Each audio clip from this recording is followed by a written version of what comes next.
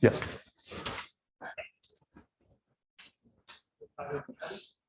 Yes. Yes, it's already recording. Thank you. All right, great. Yeah, thank you for joining us in person or remotely. Welcome to our science department seminar. Today is my great pleasure to introduce our speaker, Professor Yian Ma from UCSD. So Yian is a assistant professor in the Data Science Institute and also Neuroscience and Engineering Department at UCSD. Prior to UCSD, Yian was a visiting faculty at Google Research.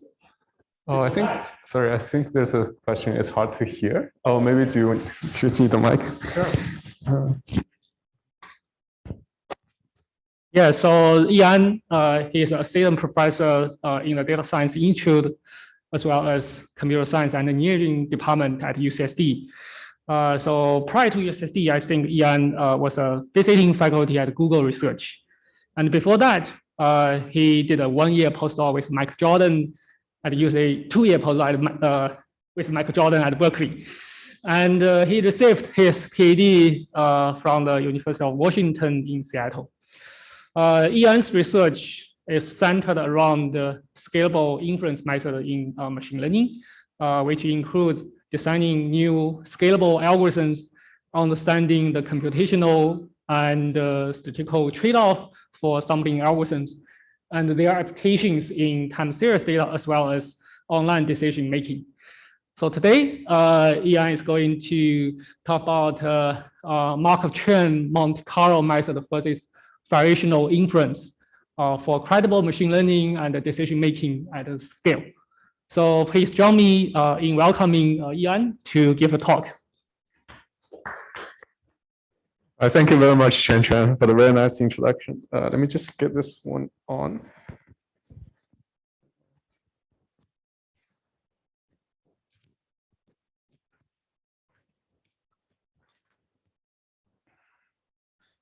Okay, yeah, it's been great to be able to join in person despite the pandemic. And I'm sure the pandemic is still on everybody's mind. So like Chen Chen, we want to do something about it. So we want to be able to prepare ourselves for the next epidemic, hoping that it doesn't turn into a full-fledged pandemic. So from this pandemic, we know that early response is crucial, right? For example, if we can predict where's the next outbreak spots, then we can make plans for that. And we can, it'll help a lot in logistics, right? But the problem is that during the onset of a pandemic, there's little training data for our model. So a lot of us resorted to those compartmental models for disease transmission, for example, SIR models, SERR models, and variants of that to use leverage from our understanding about how the disease transmits. So we worked with two epidemiologists. It's a little hard to point with the hand, but the two folks with a colorful background. So with them, they have developed a mechanistic model for the past 30 years. And it's an agent-based simulator, essentially taking into account age structures of population centers and commuting networks as well as airport networks. So it's a complicated model, which takes a long time to simulate. But it captures the long-range trend very well. But the difficulty is that it's computationally prohibitive because every time they make a simulation around the start of the pandemic, they need to run about 10 million scenarios. And in each scenarios, they need to run stochastic simulations for a few rounds to get an ensemble of predictions. So it takes about a week for several supercomputers to run to be able to predict 1 month ahead of time. And usually by a couple of weeks, situation changed, right? Policy changed, people's interaction pattern changed, commuting patterns changed. So they got to do that again in a couple of weeks. So they ask us, okay, whether there are ways to accelerate this process. They said, if only we can remember those dynamics and be able to interpolate or even extrapolate those dynamics. Right, that would be very helpful in saving computation and saving time in prediction. So we said, well, maybe a neural network is pretty natural for that. Right? Yes. I had I didn't know anything about this. I need a little more time regarding the overall problem setup. So here I was preparing some kind of a model about how the disease is about spread over time, right? Mhm. And this model has certain kinds of parameters that we can tweak and adjust. Yeah. And when you said there are a lot of different scenarios that you have to worry about, what does it exactly mean? Does it mean that there are these different kind of possible parameter values for which we have to simulate? Or exactly what is the scenario? What do you mean by scenario? Right. There are about 10,000 important parameters, and the combinations of parameters corresponds to those scenarios. So different combinations or important combinations of those parameters will lead to scenarios they simulate. And you have some ideas about what are the reasonable parameter settings for the pattern. Yes, exactly. And but we are not 100% sure about what the true values are. We don't know that. And then what we want to do then is we want to simulate for each of these parameter settings, we want to simulate several times to get an ensemble average. Right. And then based on that, by adjusting the parameter values, we kind of get kind of an interval about confidence interval about this one. Yeah. Yeah, exactly. So it's an average of yes, in some sense. So they report the average of the ensemble, but also an interval of how confident this average is. Yeah, exactly. Right now, our goal is we have the model, we have reasonable assumptions about the parameters, but computing that final confidence interval is computationally very expensive. Somehow you are finding it. As well as the mean, it's also computationally prohibitive. Yeah, exactly. Just like you said, we want to understand not just a mean value, but also a sort of confidence about this around this mean. That's why we said maybe we can build a probabilistic neural network, which captures this kind of behavior. And at the same time, because we want to capture this spatial temporal dynamics, so in terms of spatial, we use a convolutional neural network, and temporally we use a recurrent neural network to capture this kind of behavior. Yes. Or should I hold my question to the end, or do you? No, I prefer you being more interactive. So here, what? Because I don't know anything about this. That sentence somehow doesn't click with me, in the sense that what does dynamic mean here, and then why does remembering dynamics somehow makes this computation easier or faster? Yeah, that's a great question. So the dynamics basically means the sort of trajectories of disease transmission across the map. So that's the sort of spread dynamics of disease spreading. And that's the kind of dynamics we're interested in. And we know that for a lot of diseases, this transmission has something in common, right? Usually it's like a sort of like a diffusion reaction process. Right. And so if we can remember some patterns of this process and be able to sort of interpolate between sort of different parameter settings, that would be very helpful. Okay. Oh, I see. So here I think kind of I'm more familiar with differential equation. So here, I think the assumption is that somehow the spread of the disease follows some kind of differential equation, partial differential equation, and then the solution to the partial differential equation eventually ends up being some kind of a corner function or convolution function that you can easily integrate. Once you know the convolution function, that is a function of the time that whatever parameter that you have put into it, we can just take the convolution and we get like what is the current situation. So here, what you try to do is that when you do the simulation, we just know for that particular setup how it kind of spread. But you want to figure out that convolution function that somehow we can simply integrate to get the final result. Is that what you're trying to do? So mathematically, you can think of it this way, in the sense that you can have a kernel that dictates how how sort of different places on Earth interact with each other, and how across different time differences they interact with each other. But we don't explicitly model that way because it's difficult to figure that out. You have to do a deconvolution. So instead, we sort of fit a neural network to it to sort of approximate this using a sort of parametric model and encode those information into those parameters. Oh, so here one is the input of this neural network and one is the output of the neural network. What does this neural network try to model? So that neural network tries to model that kernel function, or this neural network tries to model one? So the output of the neural network now are time series or collections of time series at different places. So basically representing how many cases, how many deaths are at each county or even final level. And then input of the neural network now are those sort of parameters, right? Parameter settings. So what's the combination of those parameters, and then initial conditions, and then what's the kind of time series? Oh, you want the entire dynamics. Entire dynamics. Yeah. That's why we say we want to be able to remember the dynamics. Yeah. Oh, thanks. Right. So the way we do it is we would query this simulator using different combinations of those parameters, and then get a data point, right? And then we would feed this data point into the neural network to train this neural network, right? And so simulation is expensive, so we wish to query the simulator as little as possible, right? So for example, if we care about latent period of disease transmission and also the transmission rate, then let's say we have previously queried those 2 points. Yeah, it's a little hard to get exact, but then let's say using those 2 data points, we train our neural network model. Then if only we can know the error landscape, then we can make a prediction on all the other combinations of those parameter settings. And then we can see that, okay, maybe interpolating these 2 data points, we're doing okay in terms of error. But away from it, we're extrapolating a lot. So those errors are really high, right? So maybe those are the areas we want to more work on. But in practice, we want to know this error landscape. There's no way to know it unless we have queried all the points on space.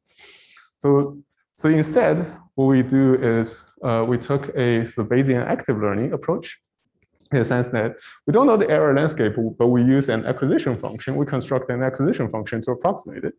This acquisition function is obtained by quantifying posterior predictive uncertainty in some of the latent variables.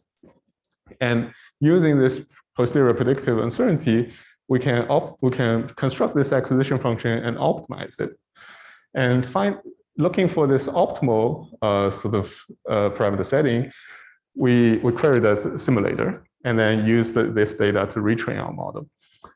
And after retraining our model, we can make the prediction across different parameter settings again, and then see that this error landscape is probably going to be much better. Right? It's in much better shape. And then we would repeat this process by computing the acquisition function using this new data points and the new model train, and then do this again and again. Right? So a result of this, so we tested this on a toy model, which is the SEIR model, the compartmental disease transmission model.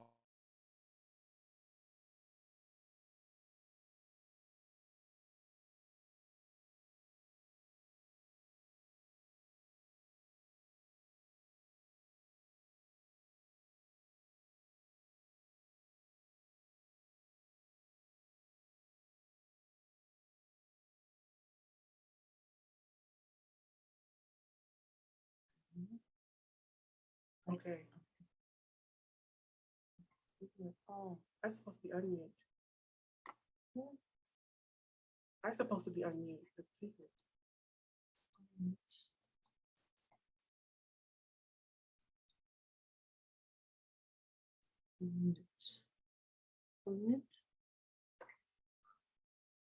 Okay, can people hear me? Jesus. What happened? Yes, okay. Okay, good, sounds good. Never touched that. Okay, yeah. Because they Okay, I'll stay muted on my computer. Okay. Okay, so yeah, so here we can see 2 sets of curves. One set is light colored, one set is darker colored, where the light colored ones, we use a Gaussian process to model it. And it is right off the bat, we can see that the Gaussian processes do not have enough capacity to model this complex dynamics.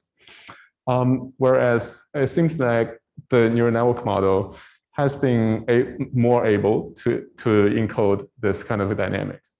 And we use this dashed straight line, the black line, to represent when we use all the data a posterior to train this model. So the quicker we get to this black line, that's the finish line, right? The quicker we get to this finish line, the better.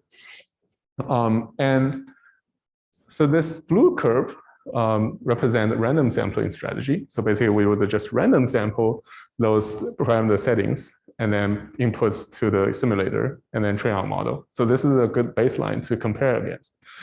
Right. So by a carefully chosen acquisition function, it seems like we're doing much better than random sampling method.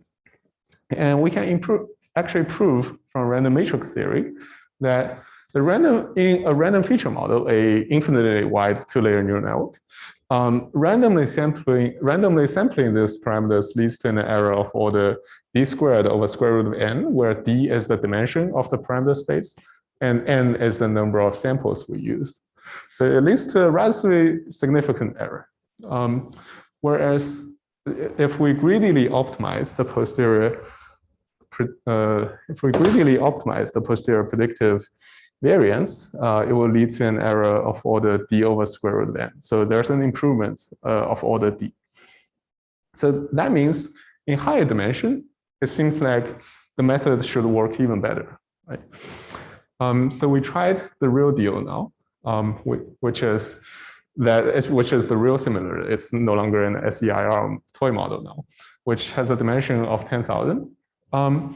So here now we're in log scale. So we can quantify that this improvement over the random sampling method of our carefully designed acquisition function is about threefold of the performance gain in the previously two-dimensional case. So it's some improvement, but it's not, it's not like 1,000 times better or 1,000,000 times better. And what's even stranger is that if we just estimate predictive standard deviation, then it's actually doing worse than the random sampling method. That's kind of baffling. So we looked into it, and we found that what's going on is that in higher dimension, our uncertainty quantification is also worse. So the accuracy of the uncertainty quantification is also not as accurate as in lower dimension. So if we just estimate posterior predictive variance, actually the accuracy of it is so bad that it points it points the decision in the wrong direction. So that's why we're not doing as good as random in that case. So what have we learned in this endeavor? So first of all, we learned that capturing uncertainty is important, right? Accurate uncertainty quantification is important for informed decisions to be made. And also it's important for us to understand the credibility of our predictions, right? And in particular, we need computationally tractable methods for uncertainty quantification. In higher dimension, we don't want the uncertainty quantification to deteriorate too much. So to address those challenges, we can think about computational tractability as in terms of scalability, right? How our computational methods scale with the model complexity. Right? So we can think about three components of our model complexity. One is this model complexity, which is the dimension of the model. Right? For example, in a neural network, the parameter space, dimension of the parameter space can easily scale above order of millions. And we want our computational method to be able to converge sublinearly with respect to the dimension of the problem.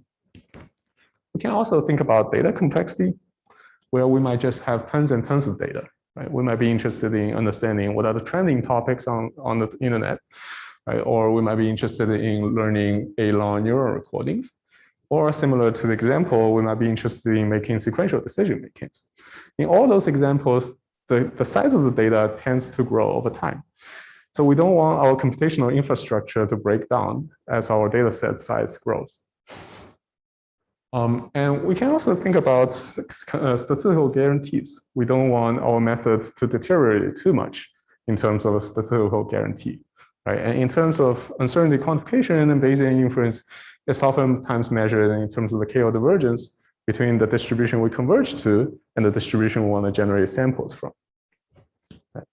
So the background of this question is that we have an inferential problem where we build a probabilistic model specifying the probability of the observations given the parameters. And focusing on the parameters, this is also the likelihood of those parameters. And the objective function we are interested in is the negative log likelihood incorporated with either prior information or a regularizer, depending on the context you're in. And the goal is to be able to infer parameter theta from the data. And by inference, we mean that we want to get an estimate of this parameter as well as quantify uncertainty of it. Right? So there are two typical approaches to this type of problems. One is the optimization type of approach, where we find the most likely parameter setting. And another type is the sort of Bayesian inference type of approach, where we generate samples of parameter theta according to a posterior, which is proportional to e to the negative objective function. And let's just focus on the parameter space and call it target distribution. And this will help us to quantify uncertainty of the model given the data. And these two approaches are really two optimization problems, actually. So one is minimizing the objective function directly to get to the minimizer. Another is actually minimizing the KL divergence of the current distribution to the target distribution to approach the target distribution, right? So those are just two optimization problems, one on the oftentimes on the Euclidean space, one on the probability space. Right? And we can focus on the optimization problem in the space of probabilities for a minute. So we can translate some of the optimization methods to Bayesian inference methods. In particular, we can translate some of the non-asymptotic convergence guarantees from optimization to Bayesian inference. And then let's look at three vignettes along the way. One is the gradient descent. Another is acceleration methods. And the third is stochasticity, and see how those three themes play out. So let's start with the first, the gradient descent method. And then we'll look at some of the folklores oftentimes raised in terms of MCMC versus variational inference and MCMC versus optimization, and see whether those folklores are true or not. So let's first draw some intuition from optimization in finite dimensions. So the gradient descent method in Euclidean space can be written in this way, where we update theta following the negative gradient of the objective function, right? And figuratively, it looks something like the following. So basically, it just follows down the gradient of the valley and going down to the local minimum. And optimization in the space of probabilities is not so different. So we can also use a gradient of the KO divergence to optimize the KO divergence, right? So to remind ourselves, KO divergence is just expectation of the log current distribution over the target distribution. Then the gradient of KO divergence can be sort of coincidentally written as gradient of the log current distribution to the target distribution for all theta following the current distribution, right? So the update rule would look like somewhat like the following. So for all theta k following the current distribution, we can update theta using this gradient of the KL divergence. Right. But this algorithm cannot be directly applied because there is this pk here. So there is this gradient of log current distribution here. So the target distribution, we know it's proportional to the posterior distribution. But the current distribution, we oftentimes only have samples from the current distribution. And to estimate it explicitly, it's like a density estimation, and we need to estimate it really well because we're going to take gradient of it, right? That's going to be really difficult in high dimension. So instead, we can do two things. One thing is we can parameterize pk. Right? We can turn this infinite dimensional probability distribution into a finite dimensional one and use variational inference. So that's one way to deal with it. Another way to deal with it is to find an equivalent process for this gradient of log pk. Right? So in continuous limit, this gradient of log pk times h is going to be equivalent to a Gaussian random variable, or like, mathematically, this process is going to become a Brownian motion. Right? So if we use this equivalent process, then we can rewrite this update rule to become, using gradient ascent in the log station target distribution plus its Gaussian random variable. And then because the target distribution is proportional to e to the negative objective function, so we can simplify it, rewrite it in terms of the objective function. So we can, if you remember the gradient descent update, this is gradient descent plus a Gaussian random noise. Right? And this is oftentimes referred to Langevin MCMC or Langevin algorithm. Okay. Okay, so figuratively, it looks like the following. So roughly, it follows the gradient descent direction, but also have this Gaussian random noise kicking it around, capturing the uncertainty. Okay, so what about convergence time? Because we started off talking about this convergence behaviors of those algorithms. So for a smooth and strongly convex objective function, we can prove that the optimization algorithm, that is the gradient descent method, it converges in a number of steps independent of the dimension. Whereas if we run this Langevin MCMC method, the convergence time scales linearly in the dimension. So this and some of the other evidence has prompted this folklore saying that MCMC is always slower than optimization. So starting from 5 years ago, I've been wondering the validity of this statement. I've been always wondered, can MCMC be faster than optimization in some of the cases? And obviously, we need to go beyond convexity, right? Because convex case, it's settled. But anything that's, so if generally a non-convex problem is NP hard, so we need to specify things a little bit more. So we can think about cases from application. For example, in mixture models, a lot of times complicated things happen in the boundary region, whereas in the tails, everything is good and smoothed out and follows the prior distribution. Right? So this prompts us to consider this sort of local non-convexity assumption, where locally in a region of radius r, this function can be non-convex, can be anything. But outside of it, it's strongly convex. And we additionally assume a Lipschitz smoothness assumption to be able to analyze gradient-based methods. Okay. So under these assumptions, let's first understand what's the optimization complexity. And also let's analyze what's the sampling algorithm's convergence. And finally, let's look at the Gaussian mixture model and see how they actually compare with each other in practice. So we first find that optimization is NP hard in this case. So for a class of algorithms which uses derivatives up to any finite order, there always exists such a locally non-convex objective function, so that any algorithm in this algorithm class would require exponentially in dimension number of iterates to be able to converge epsilon close to the minimum. Okay, so we can think about just using a packing number argument to prove this. Right, this is relatively straightforward. And what's interesting to compare is that the Langevin MCMC algorithm that we just talked about, it converges linearly in a dimension. So basically, we can prove that for any such locally non-convex objective function, the Langevin algorithm with a normal initialization would satisfy that the convergence time is linear in dimension over the accuracy requirement in terms of the KO divergence. Okay. And if we care about accuracy requirements, if we want to stress it, we can use a Metropolis-Hastings adjustment to that to make it log 1 over epsilon. Okay. Okay, so there seems to be an interesting dichotomy between those two sort of problems or methods. Right? So let's maybe look a little bit under the hood about how to analyze this convergence property of Langevin on MCMC.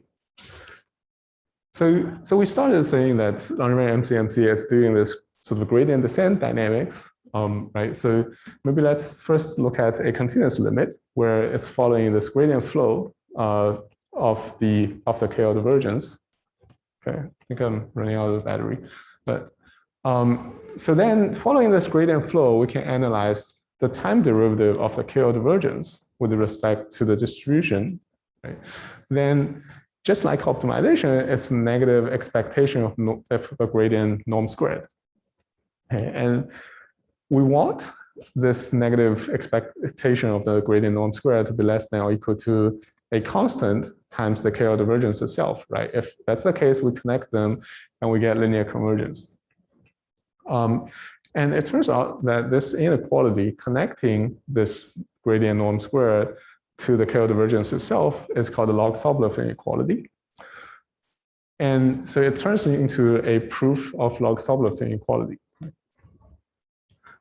So for this, so we found that for any of this locally non-convex objective function, the log-Sobolev inequality can be bounded by strong convexity, which is the same as convex optimization, and a limited effect coming from local non-convexity. Right? The reason is that because we're capturing more, well, we're trying to capture the distributional properties of this posterior distribution instead of finding finding out local details about it. So in a bounded region, the contribution of this non-convexity is going to be bounded as well. So then we can just study discretization error to determine the step size and obtain this overall convergence rate. Right? So this tells us that, okay, so let's also look at the experiment for Gaussian mixture model, and we can see that using EM, the optimization method just blows up exponentially, and using MCMC, the increase of the gradient queries increases linearly with the dimension.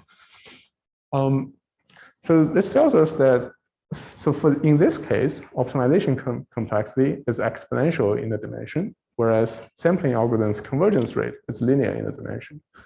Right? But this is more about a statement about which problem is easier, right? Bayesian inference or optimization. And in this case, optimization is not easier than Bayesian inference. So some would say this is not an apple-to-apple comparison because we have different objective functions, right? So there is an apple-to-apple comparison. Let's compare MCMC versus variational inference. Here, BBVI means black box variational inference. So in this case, a lot of times, this is a joint work with Matt Hoffman at Google Research. So in this case, this is the usual picture we see about MCMC versus variational inference, where variational inference seems to get down the error, the KL divergence, relatively quickly and then plateaus because of the bias it introduces when you parameterize an infinite dimensional space using a finite dimensional parameter space. And then MCMC seems to start off slower, but then gradually converge. So this is oftentimes the kind of picture people see, and that's prompted another folklore, saying that variational inference is fast but biased, MCMC is unbiased but slow.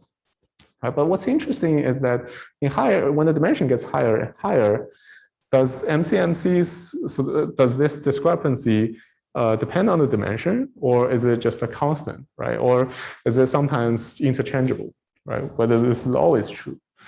And that's something I've been wondering. That's another thing I've been wondering about this. So MCMC versus BBVI, which is faster.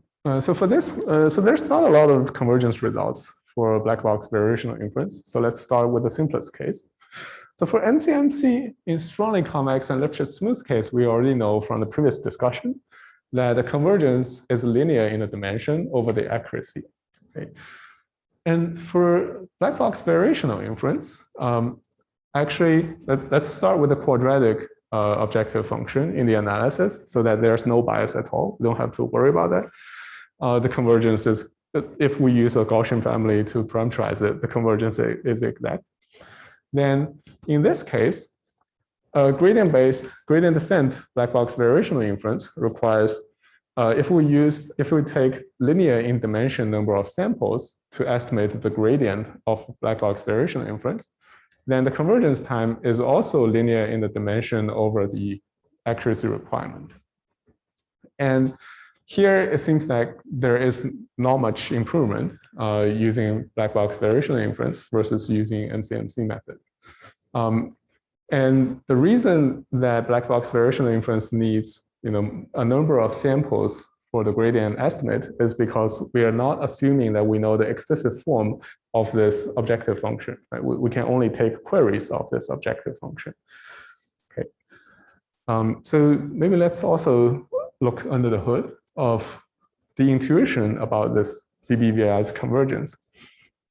So first of all, we figured that the convergence in Q, to capture convergence in Q divergence, we really need to understand covariance. We really need to capture covariance of precision matrix. Otherwise, the KL blows up with the dimension and with the conditioning of the problem.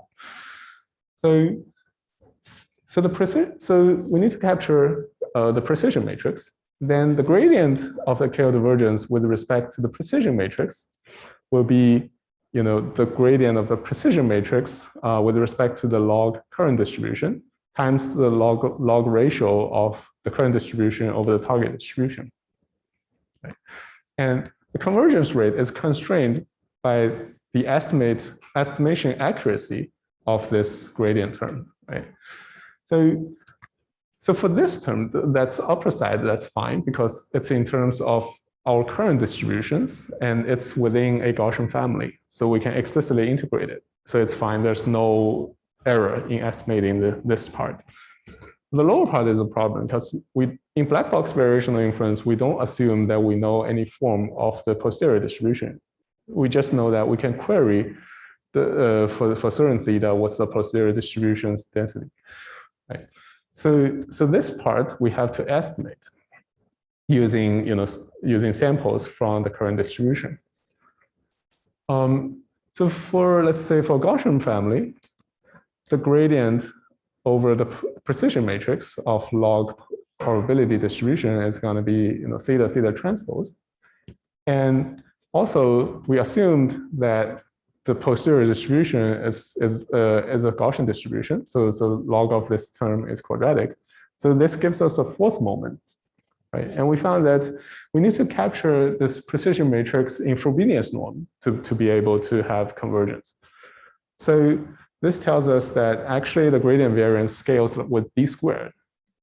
Right? So that's why we can distribute this computation in terms of d squares in part into the sample complexity, the number of samples we get to estimate this gradient, stochastic gradient, and also one part to the convergence time. Right? So in all, the computation complexity is d squared. Right? So this tells us that actually variational inference is, in a lot of cases, not faster than MCMC. But there are benefits to variational inference. So there is one we can think about.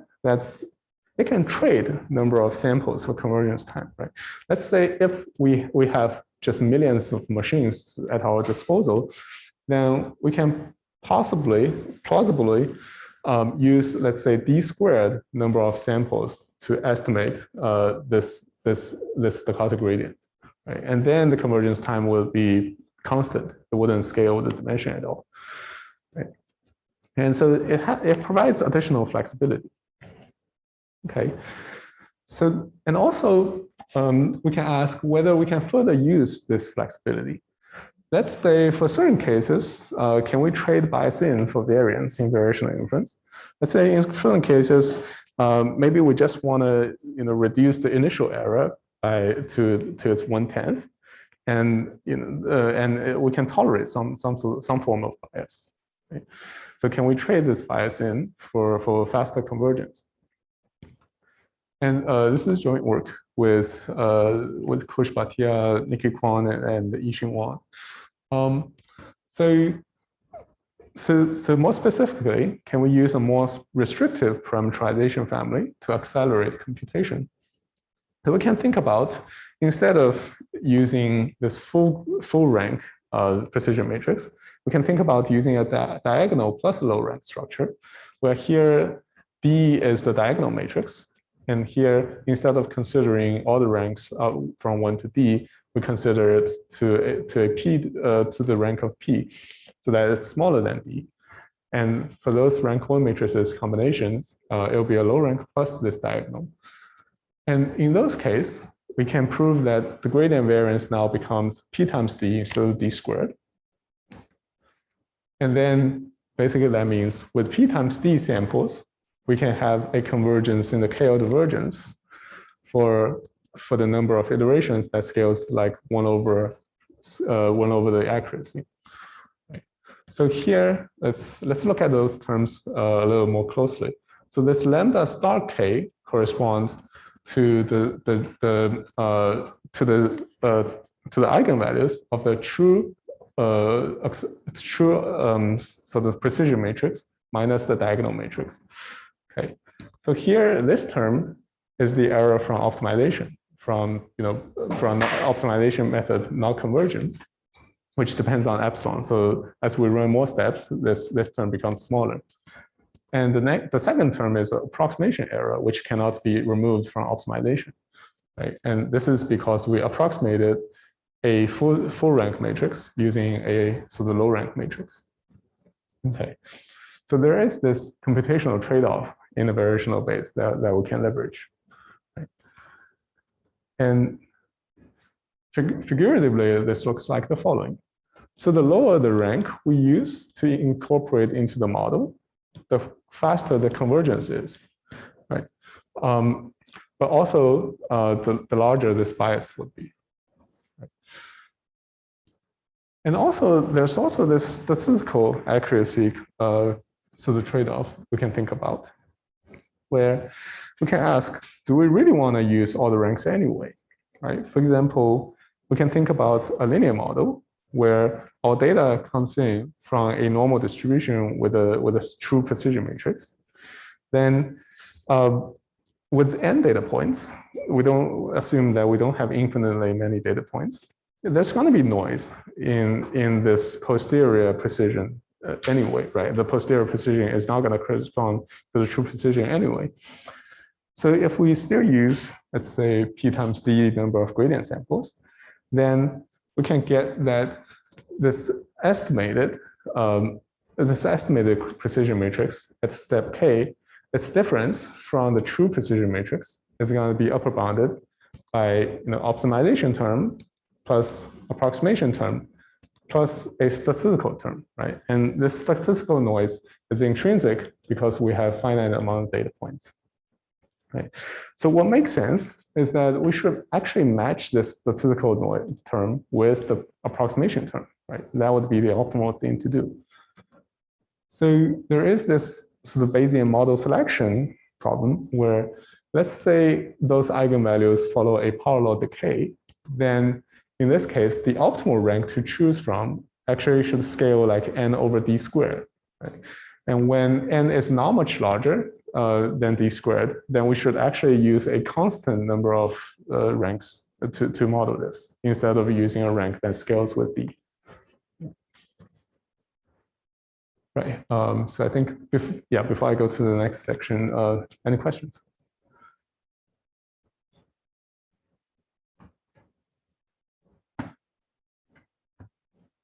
Okay. Okay, so apart from gradient descent, we can also think about accelerated gradient descent, which can be ported over from optimization literature to MCMC and to Bayesian inference as well. Okay. So this acceleration phenomena, it's being ubiquitous in optimization literature in the sense that it accelerates the convergence time for those optimization algorithms. And in a lot of cases, it matches the optimal convergence time. So let's see whether there's a correspondence in MCMC as well.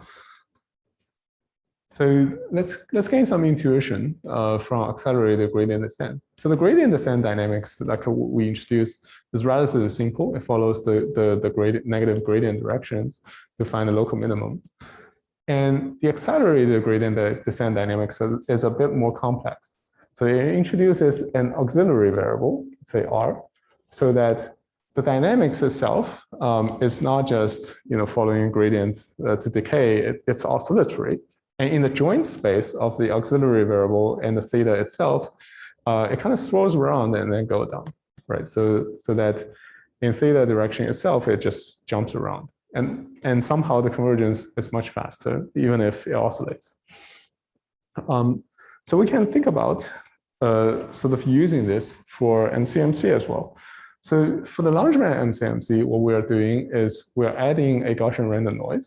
We're adding a Gaussian random noise to the gradient descent dynamics, right? We're adding a Brownian motion to it. And we can think about doing the same for accelerated large band dynamics by adding a Brownian motion to the part where there is this damping term, right? And then, so figuratively, it's doing exactly the same thing as accelerated gradient descent dynamics. So let's say we start with the initial distribution here, and let's say we're just moving it to the left.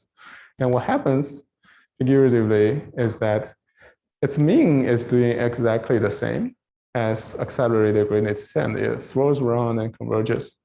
And its covariance structure is also doing this oscillation. It's also like trading the covariance between the original variable and this auxiliary variable, right?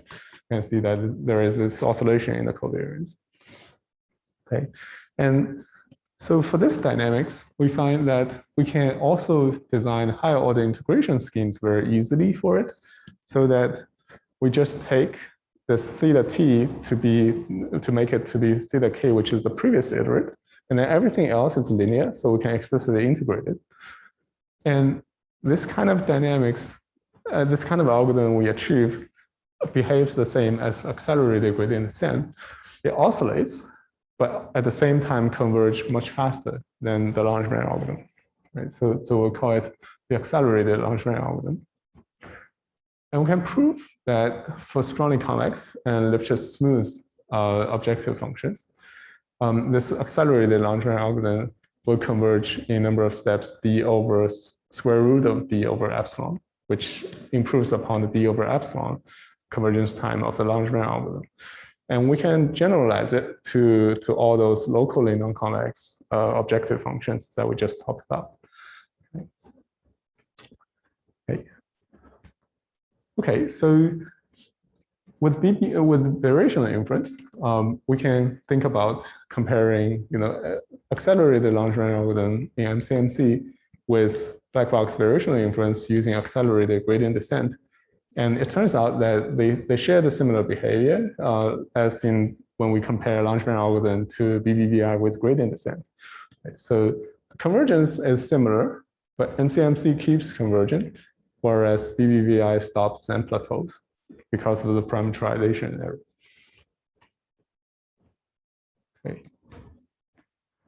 Okay, so that was a glimpse about the acceleration phenomenon. And we can also think about stochasticity. So previously we've seen that stochastic gradient noise has played a huge role in convergence of those algorithms. So let's look at how we can maybe leverage those stochasticity in improving the convergence of various algorithms, in particular for sequential decision-making problems that we mentioned in the beginning of the talk.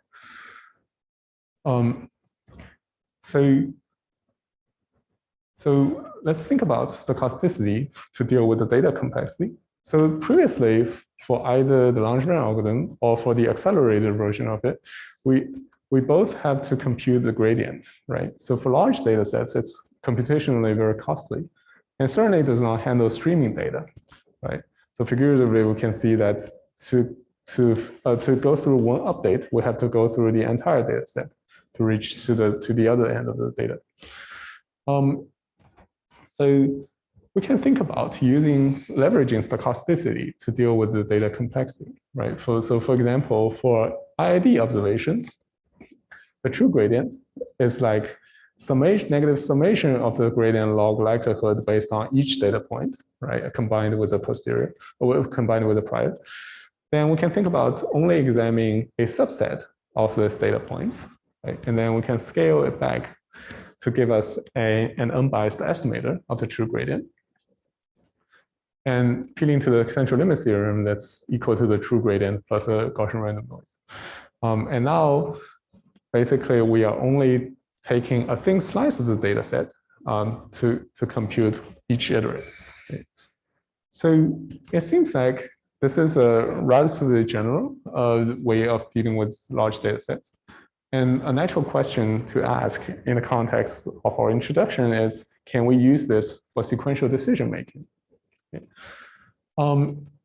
So in this context, we are generating samples for, let's say, a simple bandits problem. Then in this problem, we can decide sort of which action to choose. And choosing certain action would give us a reward. And that reward is given to us in a probabilistic fashion. Right? And we can build a model, parameterized model, using theta parameter to model this reward distribution. Right? And our goal is to make decisions based on learning those parameters theta, right? Learning this probability of reward distribution for each arm. So let's say we've played this game for a few rounds. So we've collected a small data set. And then we can combine it with a prior distribution to form a posterior distribution. Right? And we can see that, let's say, the posterior distribution for each arm has certain shape. And it's in the space of theta. And there is a natural way to make decisions based on this information. That's called Thompson sampling, where we would generate samples from each of those distributions. And then conditioning on those samples, on those generated samples, we know the model, right? Conditioning on those parameter thetas, we can compute an expected reward. And then we would choose the action that maximizes this expected reward. And this kind of way of dealing with things leads to optimal regret. So one challenge of this approach is computational. So it's oftentimes hard to generate exact samples, right? So we can appeal to either MCMC approach or variational inference approach. And what we want is that we want to keep this optimal regret. We don't want the optimal regret to deteriorate because of this computational concern. But we also want to use reasonable amount of computation. And by reasonable, we mean that with a growing data set, we don't want our computation cost to increase. Right? So it turns out that to keep this optimal regret, we need the error to shrink like 1 over square root of n. We need the error to shrink as we get larger and larger data set, but we want to keep the constant computation burden. Okay, so for short horizon of n, we can probably still use variational inference, but for longer horizon, we probably can no longer use the variational inference anymore. So we'll have to use the MCMC method. And then let's look at how this can be achieved. So let's say at a certain stage of the iteration, we have this posterior distribution.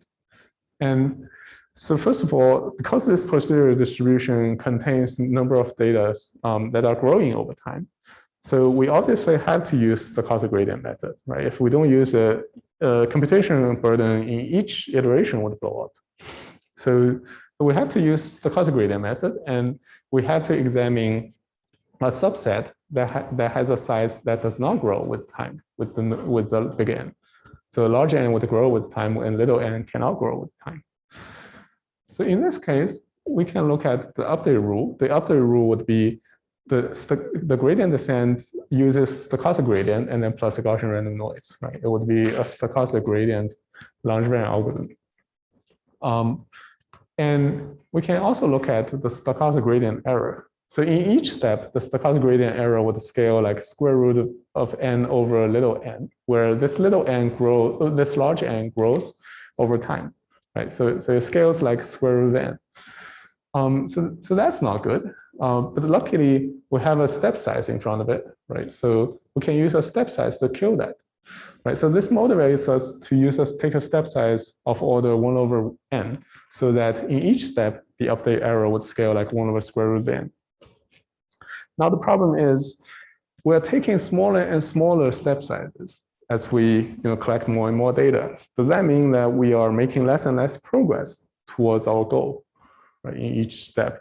So then does that mean we need to use more and more number of steps? And that's also not good in the end. The good thing is we don't, because we have a posterior concentration phenomena we can use.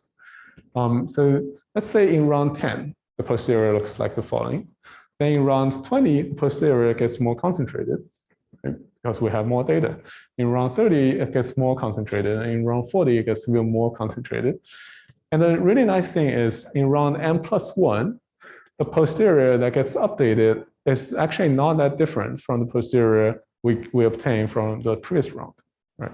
So that means posterior distribution in the n+1 round is close to the posterior distribution in the previous round, so that the sample from the previous round is going to be distributed not too far away from the posterior we want to generate sample from.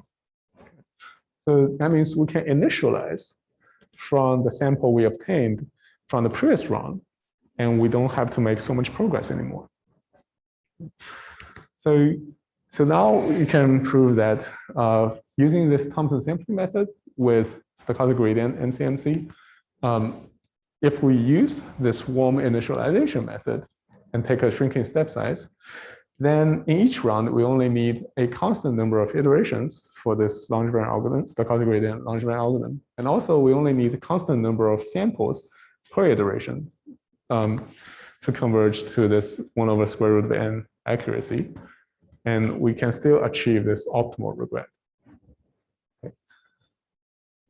Okay, so yeah, so I think that would conclude my talk. And thank you very much for your attention.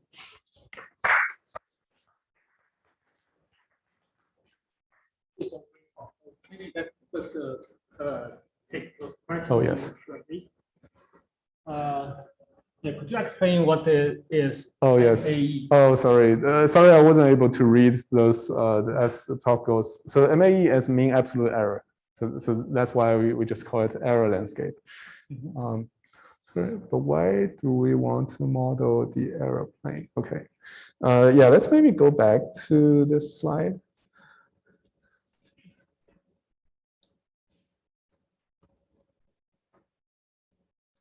Right. Right. So the question is, okay, so what is MAE? That's the mean absolute error. And another question is, why do we want to capture this error landscape? So it's not necessarily we have to capture the error landscape, but we want to have a measurement of how well we are doing in different parts of the parameter space, right? Because we're making predictions and we want to understand where are the spaces our predictions are not very good, so we want to make improvements on. Yeah, and so and so this acquisition function is a proxy for how well our sort of prediction is, right? We use the sort of posterior uncertainty in the latent variables for that.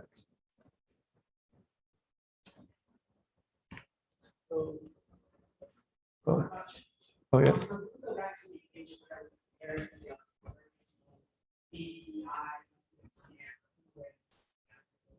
Sure. So the question is, there's this sample that BBI has to take D to describe as a true target. But that does not seem like a case for accelerated BBI.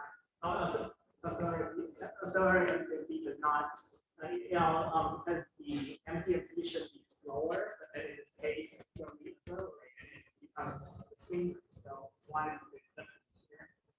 Yeah, so exactly. So here, oh yeah. So the question is, it seems like in this curve, in the gradient descent curve, BBVI is faster than MCMC, by a slight margin. But here, when it's in the accelerated version, you don't see this, right? Yes. So that's exactly sort of why that's exactly what prompts us to think that maybe BBVI is not faster than MCMC at all. And so basically we prove that BBVI in terms of its scaling to the dimension, it's not faster than MCMC. So the blue and green line here is just an empirical result due to smaller dimensions. So yeah, so it might be just a constant acceleration that we do not tell in the theory.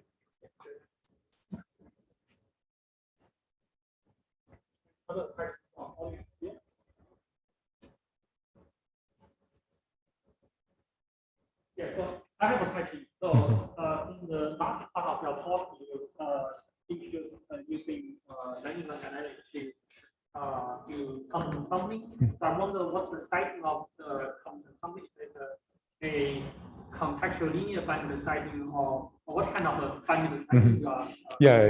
Yeah. So the theorem is in the multi-arm banded setting, but we can extend it to contextual linear bandits very easily. I see. Yeah. And in the multi-arm banded sighting, what is a parameter? For example, how do you define the target density function? Right, that's a great question. Yeah, so the parameters are basically so the parameters can be anything, but we have an assumption that there has to be some convexity with respect to the log sort of likelihood with respect to that parameter. So let's say let's assume that one arm follows some exponential. So the target distribution you try to sample is at the posterior of the exponential function. Yeah, in the parameters. Okay. Yeah, and then you have to additionally satisfy this convexity assumption. Yeah. Yeah, that's for the proof. Yes. Yeah. Okay. Yeah. But that's for the benefit of the proof. Okay.